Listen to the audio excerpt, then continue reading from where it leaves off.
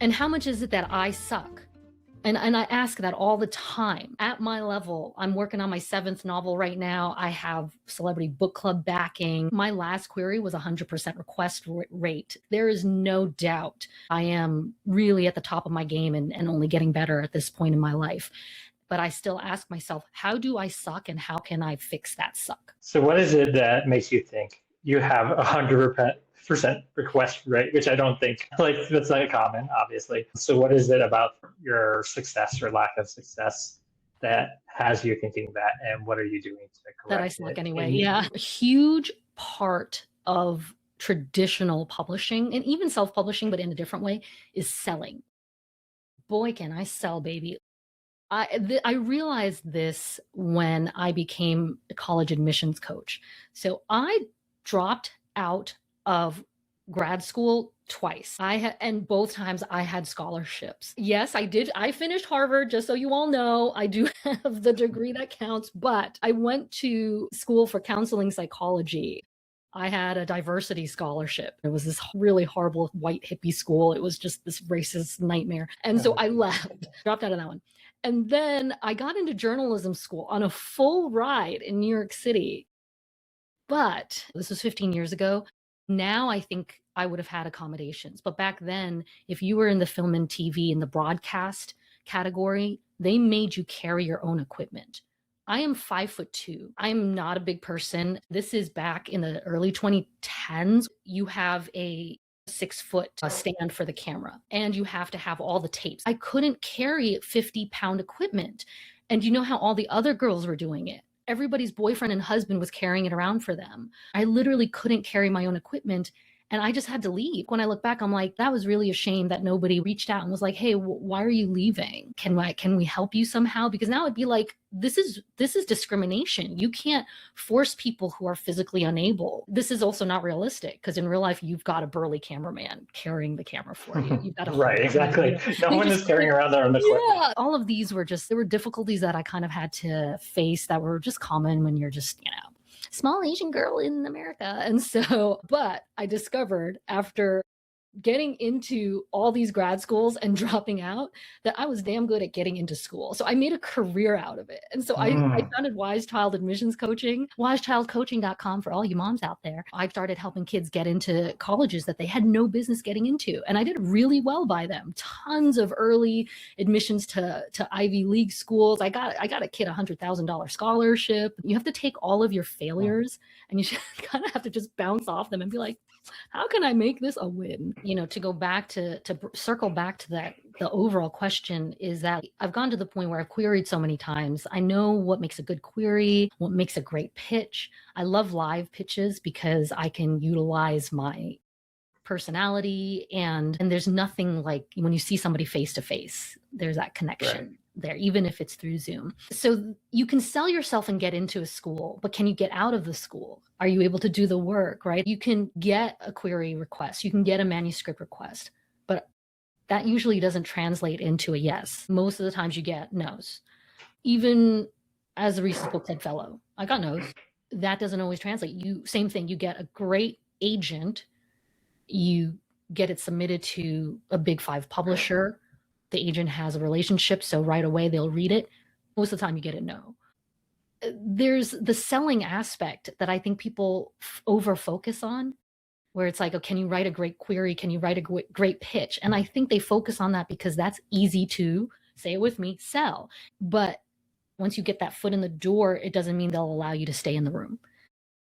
And that, I think, is where I'm like, is there a code I need to crack? That's where I ask myself, do I suck? Or is it that you haven't found the right person? And it's kind of impossible to answer that sometimes because of politics. You can't exactly go to the editor and be like, hey, can you tell me, is it because you just personally don't like this subject matter? Or can you tell me how I suck?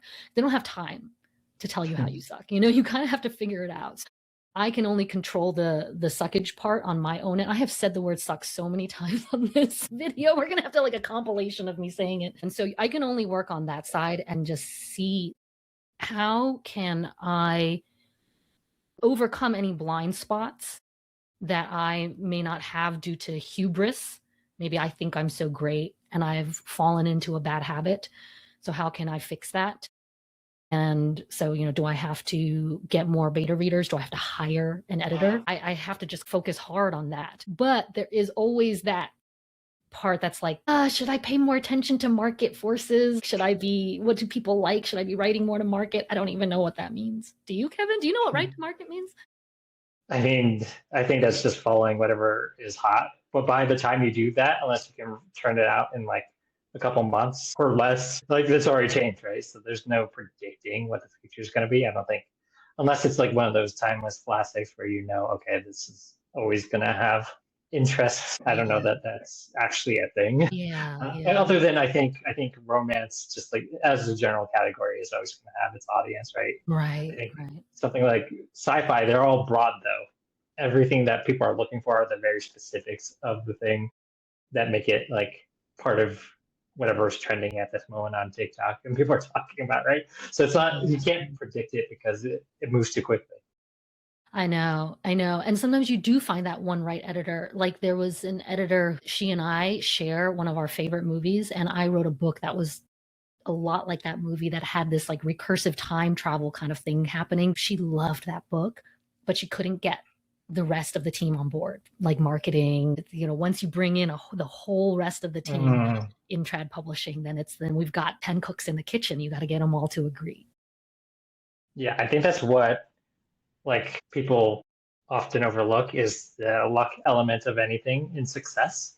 Because if you take like the most famous recent example, it's probably like J.K. Rowling and her however many rejections and ending up with somebody finally taking a chance. I feel like I need to dispel this myth. I get told that all the time because of my writing Harry Potter fan fiction. They'll be like, that's okay, J.K. Rowling. I'm like, she actually, I heard, only got rejected by 13 editors. 13. Obviously. That's like half a submission. Yeah, but some people give up after like one or two. I'm talking about like people who are expecting instant acceptance right away. 13 is still a lot because you have to go through the thought process of this sucks, right? Because you think they didn't like it because it sucks, not because that person is particular to whatever. Yeah, so it's like everything is obviously relative. I must be inured to rejection. I don't want to sell myself short. There's always interest, but it's no longer one person anymore. It's you're going up against a corporation and you're saying, please, do you think I can sell commercially at an end cap in Target? Yeah. And they're only thinking about, is this guaranteed to succeed? Versus before, they're willing to take chances. Yeah, it used to be good writing was enough to get you in. And so I was like, I'm a shoo-in. I'm my favorite writer, but it isn't anymore. What have been the most difficult aspects of reinvention, and what did you do to get past, there's always humps in the way to whatever success means to you, like getting to the next step of your journey? Yeah, I go against everything that the gurus say. There's a lot of marketing speak that sounds really nice and gets 1,000 likes on Substack notes that actually don't make any sense whatsoever.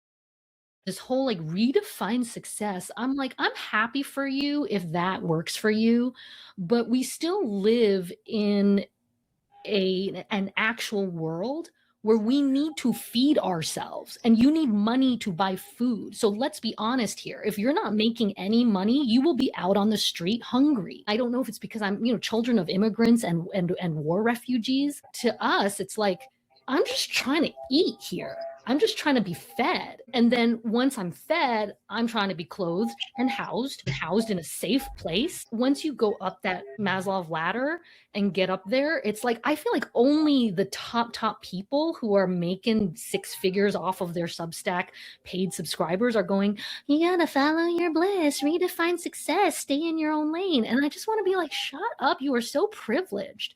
I can't stand when privileged people try to give advice to those of us who are like, I can't pay my medical bill. Like I have real problems out here. Following my bliss is if like it covered California just keeps going forever because like, thank you, Obamacare. You get an infusion every 4 weeks. I don't even tell you how much money it is. You would throw up. The fact that I have health insurance to cover that, that's my main concern. So of course, I'm not sitting here going, as long as I write a good book, that is not success. Hell no, I need to sell this book. Those of us who are like chronically ill, who are not coming from this privilege model, talk to us about what success is. Talk to us about that hustle, because that is a totally different story. And I speak from somebody who bought into those gurus in the past. I literally spent thousands of dollars like following these people and buying their courses, thinking I'm going to be a life coach. And I actually was very good. I give 110% into everything I do. I was good, but it's not like I made the six figures they were all making because it's an MLM. This top coach gets all these other coaches to buy her products, and they get other coaches, and it's a whole thing. It's a whole feeder economy. So I would say stay away from that kind of like redefine success until you get to the point where you're making bank, and then you can start spouting that BS redefining success. I hate to say this. This is part of the genderization of it. I think that they are selling a lot of this to women, and I hate it. I feel like guys will, like, if you listen to Gary Vee, like, first of all, I like him because he's from New Jersey and he drops F-bombs every 5 seconds. I love that. And they have the freedom to say more things, and they will kind of give it to you straight. Whereas these woo-woo female ones, they're always like, watch for your nervous systems. And they try to sell this kind of soft new age to women because they think that, okay, this is what we need and speak to. And yeah, it is what we need. Our nervous systems are overtaxed from living in this world, but don't patronize us that way. We also want to get ours. I'm always selling like, women, you need to invest. If you have even $100 extra, put that money in the market, like do something with it, grow that money, get yours. Success is first get your Maslow's like hierarchy, with traditional publishing. What a lot of people don't talk about, and I've seen other men say it straight out, but women won't say this straight out, is that a lot of us can't survive on our own as writers. Significant others or spouses who are footing the bill for our living. We have to be honest about the economics of things, especially as writers and creators of color. All right. Okay. Soapbox over. Thank you guys. Mic drop. Yeah, I think it's important to know that it's not the thing that is worth doing, that it's not going to sustain you, right? It's how can I sustain myself and do the thing at the same time? It's not like an either or, it's like both. I can do both if I can, right? Not everyone can, but how do you balance the making of money and doing the thing that you like to do? So I think you need to be able to balance the fact that you also have to survive and, also have some sort of contentment or entertainment for yourself, because living a life just surviving is not an easy way to do it. And it will lead to your thing not being as good, because if you rely on that thing and you can't get there, you're going to resent it. I love that. You're going to resent it. Ooh, I love that. I feel like you're solving some of my problems. I'm having a hard time with my latest rewrite because I'm like, I don't want to do it one more time because the stakes are so high. Yeah. What is your current reinvention? So what do you think it is that you're going to try to do this particular round? I love that you said this particular round because it is an iterative process. And you're even helping me remind me of that it's okay to do the cycle, because it's not that you're going around again. You're kind of in a spiral. You're going around again, but you're going a little bit higher each time. Or maybe you're descending down to hell. I don't know, whichever direction, as long as you're going somewhere. For me, I don't have an answer. I am struggling with balancing the writing. Before I rebooted my podcast and came on Substack, before that, I had spent 6 years completely off all social media, and mostly offline as well. I don't follow the news because I need mental health. All I did was write. Well, all I did was learn to walk again. Then when I could walk again, I wrote. And it was so great because my rate of production was so high. I could churn out books so much faster. But when I realized that people were getting rejected for not having a platform, I was like, okay, I need to get on this, even though I kind of hate it. No, I very much hate it. I'm back.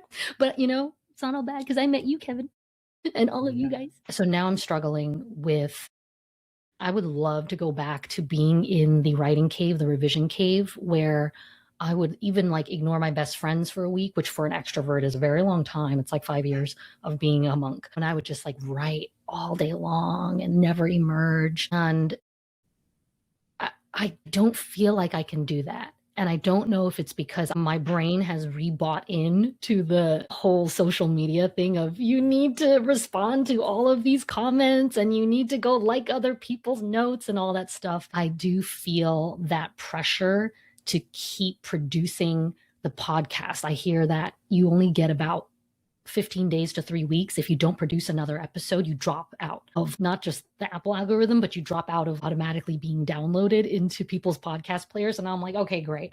Same thing with the YouTube algorithm. Like, oh my gosh, okay, I gotta make sure there's a short to go with my long form. Otherwise, I'm gonna drop out. And then see, you can see how I'm really in the YouTube ecosystem. This is the shape of the shorts and the long form. Like it's emblazoned in my body right now. I'm embodying it. I'm struggling. If you guys have tips, please send them my way. But I find it nigh on impossible to be able to write the way I used to, like 24/7, nothing else, and still keep this up. I feel like everyone, I haven't done this yet, but goes through the cycles of, okay, I'm ramping up to release the thing. The difficulty I think you're having is that your thing is not out yet, so you can't point anybody anywhere. Yeah, I have thought about being like, should I just start pre-marketing, which is what the TikTok people do to great success, right? So I'm like, should I borrow a page from that book and start pre-marketing? The problem is when you pre-market something that isn't, set in stone, my biggest fear is plagiarism. Yeah, I mean, there's always the danger of publicly sharing anything and having people take or borrow or whatever it is, remix your thing. I think the only thing that you can do is like be the most your version that is unreplicable, essentially. So they could try, but the thing is going to miss your voice or the way that you write or the way that you portray characters or whatever it is. There's only one way that you do it, and people are not going to be able to replicate it. So even if they have the same idea, it would not be a good story. The only issue I think is if people are burned by that person, whether or not they would. I was going to say saturation of the market. Yeah. I was going to say the only problem with that is if it gets oversaturated, then the trend's over by the time it comes out through trad publishing. But I do want to say, I really love what you just said, Kevin. It's like, you can try, but you won't even come close. Like that's going to be my new line. I'm always looking for like mic drop taglines to. A couple more questions left. What has been the most difficult part of reinventing yourself? It's the starting from zero. I might be doing it wrong. So like, I just want you to know, like, just because I've done it a million times and I feel like I'm like reaching Madonna levels of it, doesn't mean I'm doing it right. I could be messing it up each and every time because I feel like I really start from zero, and that's tough. When I was doing my whole new age astrology woo-woo life coaching thing about like 13 years ago, I had a list. I had like this list of like 500 people, 600 people. And I just kind of like let them fall by the wayside to the point where like my ESP already shut down the account and everything just because I was busy being blind and in a wheelchair. But I didn't kind of go back to that and leverage that community or that audience or anything. I'm kind of starting from zero again. So I'm like, maybe I didn't do it quite right, but it does feel like every time I do it, at least for me, I have to do a scorched earth. I need to just get rid of everything and just start fresh. And even if I'm bringing in skills and experience that I've learned from the previous, it's so different. I'll do the same thing with my website, like complete different overhaul, change my branding, my taglines, everything. And so, yeah, I think the kind of starting from zero and constantly feeling like I'm Sisyphus and I'm back at the bottom of the hill, pushing that damn boulder up all over again is the hardest part. To me, it feels like I'm not actually getting any traction. So again, I don't think I'm doing it right. I think, like I said, it's not, everything is relative. So people will look at your part of the journey and be like, oh, okay, she's making her way there, right? Versus like if you're starting at zero, like where you were I don't know, a year or so ago, right? What does that look like to somebody who's like starting from scratch right now, then deciding, oh, I need to reinvent myself right now? And obviously, there's multiple, infinite number of ways to do this. You borrow a little bit here, start a little bit here, and kind of get a little bit of a head start. But I think it's different for everyone. It is, but I feel like I'm dropping connections along the way because I think about the people who have been in Hollywood, for instance, who stayed and have been there for 3 decades. And it's like, man, they can pick up the phone and call somebody and get something done. And I don't think I can do that. And like even when I first started querying, I started as a YA writer and I did get some interest in those books back then, but I gave up too soon. I don't have the grit that I have now, like that dogged dog with a bone thing back then when I was doing it. And I made so many connections. Like I have some pretty famous people on that old Facebook that I nuked. And I don't feel like I can call them up. I used to have the private number of like somebody who's making millions of dollars. I'm just going to say, like, I don't feel like I could call her up and be like, hey, could you please introduce me to, like, I don't think I have that. And so I don't know if it's because this industry just doesn't work on the same way, or it's just like, again, I'm like, did I do it wrong? Yeah, I mean, it's hard to say. It's just tough. What advice would you give to somebody that is trying to make a reinvention that could be like, don't burn all the bridges or whatever? Don't do it. Yeah. If you're doing it the way I did out of necessity or circumstance, if you're pivoting because it's just not working and you're forced to and you have to, then I would actually say you're in the best position because it's the nothing left to lose. You already know this way didn't work. I tried it and, I can't go that way. So there's a freedom in dropping that. And I think maybe I do go scorched earth because I kind of need that freedom. I need that tabula rasa. I am a hardcore pantser. I can't pre-outline for the life of me. What am I outlining? There's no book yet. I don't know what the book is about. I have to write it.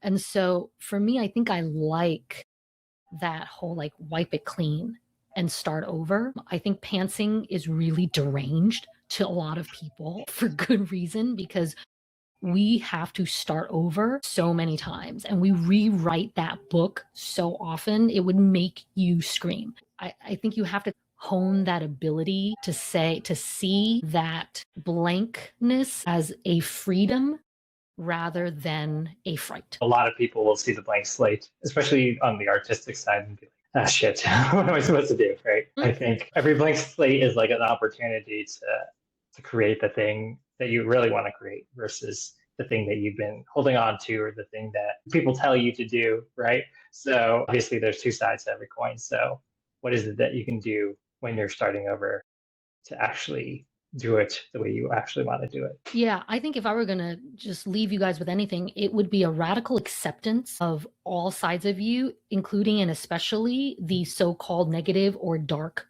feelings, emotions, and sides, because there is a toxic positivity wave that's been going on in social media for about the last decade. That's like, it has this whole follow your bliss thing. Like, you don't have to follow your bliss. You can follow your anger. Bitterness and spite and jealousy have been huge motivators for me. Just being so frustrated at my circumstances and then writing my way through that has fueled some of the most honest writing. Your writing just has to be honest. It doesn't have to be factual. It just has to be honest. And you get to that honesty by saying it's okay for me to feel angry and bitter and envious. And I want what that person wants. And when you want what that person wants, that's fantastic because that means you have a goal. When you feel that envy, your body is telling you that's the thing I want. Bring me there. And then you got to ride that wave. And so I'm always kind of like riding the wave of all of my feelings, any of it, whether it's fun and I just want to like fuck around and like write something terribly smutty and ridiculous and out of control, or whether it's just like, I'm like, I can do this, just whatever wave you're riding, just ride that wave. And if you can radically accept all the feelings, write it to ride it. Woo, I like that. Yeah, Bridget. If you can accept all of yourself and all of your feelings, then you can accept all of your character's feelings. And then that'll make you a stronger writer. I guarantee you this. That's so interesting because a lot of us can box up. I think we all probably do this a little bit, if not all the time. We don't let the thing that we're feeling affect us. We just move on. We either distract ourselves with stuff like TikTok, or we tell ourselves, oh, you need to be more positive. But in order to make your way out of anything, especially if you look at like the cycle of grief, there's a whole like thing you have to go through in order to make it through. So the next time anyone is feeling the thing, write or talk about and record or whatever it is that you need to do, just think it out so that way you can use it instead of letting it burden you. That's what I Feel think. the thing. That's that's what we're leaving you with. Feel the thing, everyone. Yeah. Do you have one tip that you would give to anyone who's trying to reinvent themselves or a challenge? Yeah, I feel like you guys are ready for a challenge. I'm going to keep it very small and I'm going to say, do this right now. The second we turn this off so that I can go pee, the second we turn this off, I want you to write a note that is more honest than you have been in the last week or maybe even the last month. Just I am feeling this. This is what it's like to be me. Because when you are writing a novel, that is literally what we're writing. We're just saying, this is what it's like to be me, this character. This is what it's like to live this life. And we want to know, what is it like to live your life? So yeah, try it. I want to see all these notes. Tag me in it so I can see it, so I can get. Everyone, write your notes to Sophia or tag it to this post or wherever you find this in some manner. Sophia, this has been a lot of fun, like I knew it would be. Where can people keep up to date with you if you're interested in your writing or you're helping people write? If you need to find your voice, I'm your girl. I will get you there, and I will get you there fast. SophiaChang.com. If you're on Substack and you haven't subscribed to me, subscribe, don't follow. I always say subscribe, don't follow, because we are trying to build our email list and we want to be able to take each other with us no matter what happens to Substack, TikTok, or anything. So subscribe, don't follow. SophiaChang.com. I would love to work with you, and I can't wait to see your notes, your brave notes. Be brave. Awesome. Well, thanks, Sophia, again, and thanks everyone for tuning in.